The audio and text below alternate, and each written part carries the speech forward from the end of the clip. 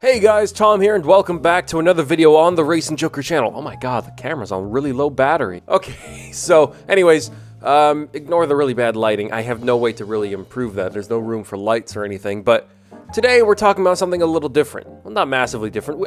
Today we're going to be talking about car movies, specifically the recently released Ford versus Ferrari. Now, I've talked about car movies in the past with the Fast and the Furious and all that sort of stuff, but I thought it would be worth discussing a few things that came to my mind before watching, during watching, and after watching the Ford vs. Ferrari movie. Because I went into that movie with three questions in mind. How technical would it be? You know, like how many details are they going to get right, you know, historically, or when it comes to just cars? How watchable would it be for normal people? And just in general, is it possible to make a good movie that's just about cars? Is it possible to make a car movie just about cars? And I feel like I got answers to each of those questions. So I'd say, from a technical standpoint, they gave us a lot of information and a lot of stuff to go on, and I think they did a good job of being accurate for the most part. At some points, I would say potentially they were a little nerdy, for lack of a better term. They did include a lot of details. Historically, I think they did a very good job, you know, with Carroll Shelby and Ken Miles and all the little details. Personally, when I went in to see the movie, I was hoping I'd get to see Enzo Ferrari's purple pen. He never actually used it, but you did see the pen on a desk, which I thought was kind of cool. I was like, it's the purple pen. So that was really cool. Yeah, I think they did a really good job depicting it. Should I say there's a spoiler warning at all? I mean, this is based on historical events. I mean, it's actually happened. I feel like this... Can you say spoiler warning for something that you can literally look up on, like, Wikipedia or in a history book? Is that a spoiler? Spoiler! Spoiler warning, George Washington was elected as the first president of the United States. No shit. Okay, so anyways, they did a good job with the attention to detail. Technical stuff, whether it's to do with the cars themselves, or the history, or even the racing and all the rules and stuff. I think they did a good job. When it comes to how watchable it is for normal people, meaning people that aren't, you know, normal people, not automotive enthusiasts. And so I asked people in my family that I figured weren't automotive enthusiasts like me, whether it was watchable or not, and they seem to enjoy themselves. I can't really ask you guys because I'm pretty sure 98% of you are automotive enthusiasts, so that doesn't really apply to you. So for the most part, I'd say it was pretty successful in that department as far as I could tell. It makes sense. It was a very intriguing story. I mean, the good thing about this movie is that while it was mainly about the cars, there was a good human element with you know, starting with Carroll Shelby winning the Le Mans and then having heart problems, and then Ken Miles and his wife and him just kind of struggling and him eventually figuring things out and racing, and everyone's like having like a conflict with somebody. There's the corporate people. I think it was like Frank Labibi. Was he a real person? Frank Labibi? There was like a corporate guy that worked under Henry Ford II that was like very kind of snobby and didn't necessarily care about winning the races so much as just pleasing his boss and trying to take credit for things and all that sort of stuff. He was a suit, and yeah, he was like the main villain. Like there was the rivalry between Ford and Ferrari, but Ferrari was never really the antagonist. It was more people within Ford that were the antagonists. So I think that's a really good reason as to why it's watchable for normal people, because there is a human element. There's stuff going on between people and not just between the cars, which is important for a movie. And then third, is it possible to just make a good film about cars? And this is very important. You know, it's relevant to talk about on this channel because, you know, we talk about the Fast and the Furious. There's also things we haven't talked about, like the Need for Speed movie and a lot of other old car movies and things like that have become very, very successful. And these are important questions to ask from a filmmaking standpoint. Because if I were to make a car film, I would have these same three questions in mind. You know, how much attention to detail should I put into the film? How watchable is it going to be for ordinary people? Just in general, is it possible to make a good movie that's about cars? Because maybe not so much in the US, but automotive enthusiasm is, if that's how you can describe it, the automotive culture is still kind of a niche. It's a specific group of people. And when you make a movie, you have to find a way to be entertaining towards everybody with a specific type of content. And if you make a movie about a specific type of content that involves a specific group of people, sure, you might guarantee that audience, but it does limit the amount of money you can make and the size of your audience. If you expand that, you can do much better. And as far as I can tell, with Ford versus Ferrari, it is possible, actually, to make a car movie about cars and still be entertaining to most people, which is very important because, well, let's turn the clocks back. We've got the Need for Speed movie, something I haven't actually talked about ever on this channel. I've watched it maybe a couple times. The way they made that movie was interesting, but I don't think it's a movie I would watch over and over again. Not because there's not a ton wrong with it, but it's just the story was a bit weird. There wasn't even much to do with the cars, so there wasn't much that was pulling me into it. The only reason why I watched it is because of the name of the movie, The Need for Speed, or Need for Speed. What was it called? Need for Speed, 2014. Around the time Most Wanted 2012 came out, or a little after. The trailer basically was Most Wanted 2012 with that Butterflies and Hurricanes song.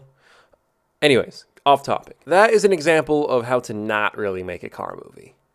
It was a fun, mindless movie to enjoy, but even the Fast and Furious movies do kind of better, even some of the newer ones. But that said, a lot of people today complain about how the Fast and Furious movies today don't have as much car-related stuff in it. You know, they'll have crazy cars in the movies, but it has nothing to do with street racing. And there's a few reasons for that. One, if Universal just started making movies of people just street racing in Honda Civics or whatever, even nicer cars for 2 hours straight, most people are going to get very bored. Very bored, and they're not going to make any money. They make like, what, $1 billion a movie now? They're not going to want to give that up. Once they figured out that there was a secret sauce, I mean, they started gearing towards specific demographics. They realized that the action was what was really selling. At the end of the day, they're out to make money. And instead of figuring out how to make car movies that make money, they decided to just do that. And we can't really blame them. Us car guys are not very happy about it, but everyone else, you know, the people that are making them $1 billion per movie, that's just how it is. But if we look back at even the original first two movies, you know, they had technical advisors. Even Tokyo Drift, the most car-related movie, the most car-focused movie of the franchise, made the least amount of money. Tokyo Drift made the least amount of money, and I'm sure that's some of you guys' favorite movie of the franchise. And it was one of my favorites, too. The first and the second one are still my top. But Tokyo Drift is still also a really good one. But it was the least successful. There's a difference between making a car movie that's successful with us and successful with normal human beings. And so you have to find that really hard balance. Because when you're making a car movie, you're concerned about it being technically accurate. And you're also concerned about it being entertaining. And you have to find a fine line between the two. Even in the original first 2 or 3 films, they were very concerned with that. Didn't always work because, you know, R.J. De Vera and Craig Lieberman, the technical advisors, got ignored on a few things, like the whole danger to manifold stuff, which is, we don't talk about that. At least when we do, we poke fun at it. Or when the nitrous oxide in the Eclipse explodes, because that's a thing. But those movies did really well, regardless.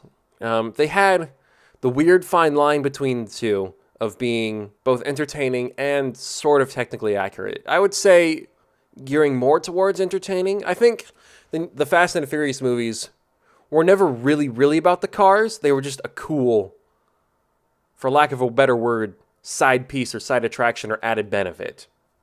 Side piece. They never weighed too heavily in on being accurate with the cars. And so that's why, as more and more time went on, they just leaned more and more into just being action, drama, crime, whatever, the more successful they became, because that was the actual part that was so successful about it.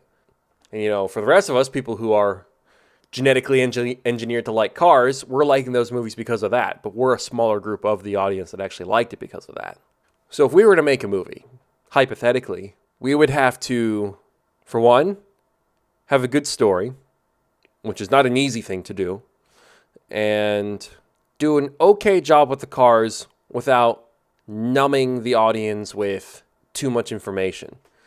And the same can be said also with the action. Because a lot of people have valid complaints with the Fast and the Furious being a little over the top.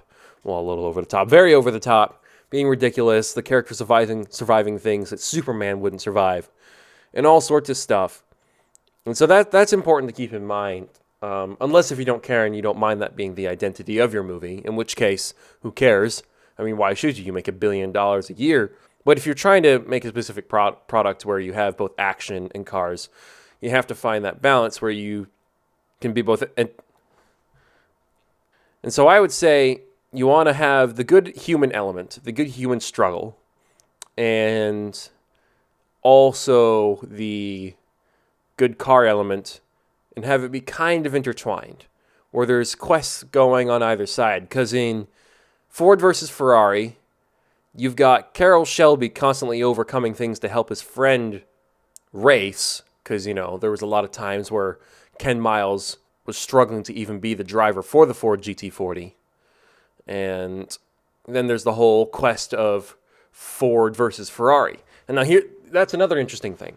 Is it because of the fact that the movie is called Ford versus Ferrari that its success was a little better than normal for an ordinary car movie? Like if someone just made a car movie with the same exact story, but it was called like Le Mans or Circuit or something like that, and it was based on the Ford versus Ferrari story, but a little different, would as many people watch it? That's a very strong title, Ford versus Ferrari. You know, that makes people go, oh, there's already the conflict there that's very obvious in the title. And as humans, we like conflict, and so that's a big deal. So that raises interesting questions. Because this was a historical thing that happened, and the subject matter is already very easy to do a movie on, Ford versus Ferrari, did that give the filmmakers, I wouldn't say an unfair advantage, but an advantage? Which also raises another question. Could you make other movies about other historical motorsport eras or events? Like, for instance, we've got the R32 GTR. What if we did a video about the Calisonic GTR and all that? How the Skyline GTR got the name Godzilla. Imagine if we made a movie called Godzilla. Let's run that. Let's run that in our simulators for a second. If we made a car movie called Godzilla, for one, we'd have to pay a lot of royalties for just the Godzilla name. And second, that would get a lot of people's attention because they go, Godzilla?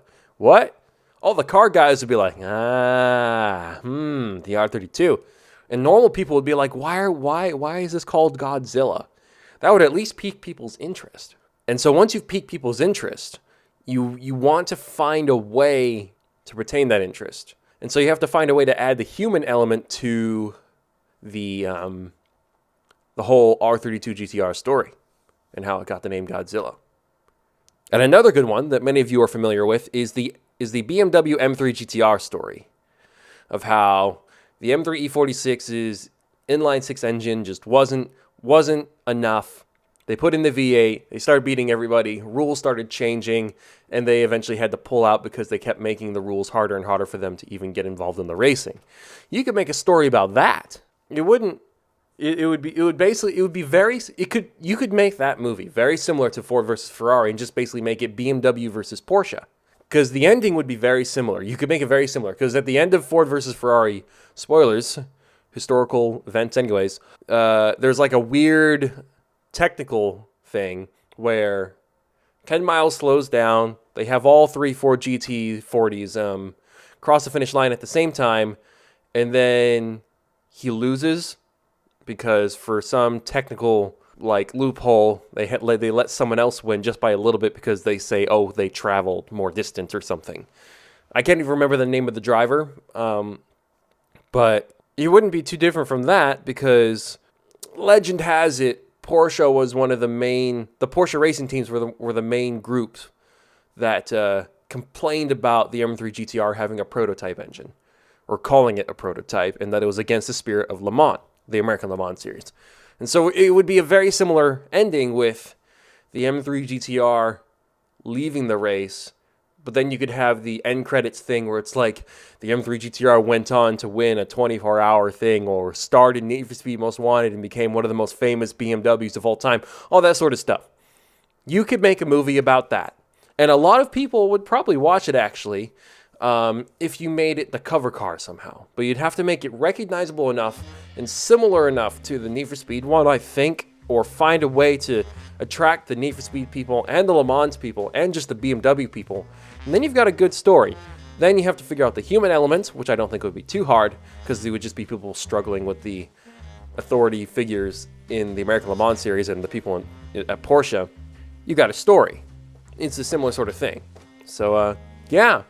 Let me know what you guys thought of Ford versus Ferrari. Sorry if I spoiled anything, but again, it's historical events. I don't really know what I can tell you there.